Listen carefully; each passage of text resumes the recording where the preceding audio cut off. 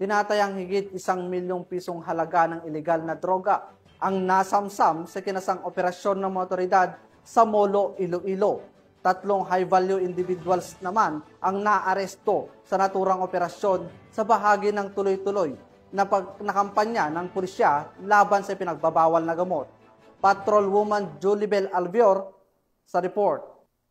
Muling pinatunayan ng kapulisan na walang ligtas sa batas sa mga sangkot sa ilegal na droga matapos na mahuli sa bitag ng kanilang operasyon ang 3 high-value individual sa Barangay South Baluarte, Molo, Iloilo City na nakuhaan ng tinatayang 1 milyon halaga ng hinihinalang shabu nito lamang ika-25 ng Agosto taong kasalukuyan.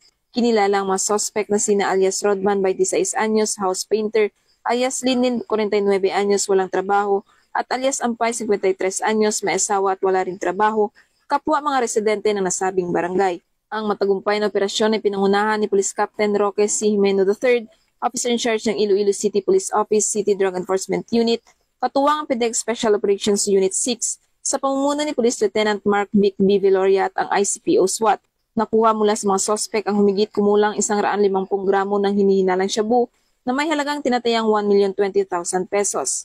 Agad na dinala sa PNP Forensic Unit ang mga nakupiskang ebidensya para sa kaukulang pagsusuri, habang 3 nahuli ay nasa kustodiya na ng Iloilo City Police Station 4 at maharap sa kasong paglabag sa Republic Act 9165 o ang Comprehensive Dangerous Drugs Act of 2002. Muling pinatunayan ng Iloilo PNP na walang makakatakas sa kanilang matinding kampanya kontra iligal na droga at kriminalidad tungo sa mas ligtas at maayos na bagong Pilipinas. Mula dito sa Police Regional Office 6, ako ang inyong Police News Network Correspondent, Patrolwoman Julibel Albior, alagad ng batas, taga-taguyod ng Balitang Pulis.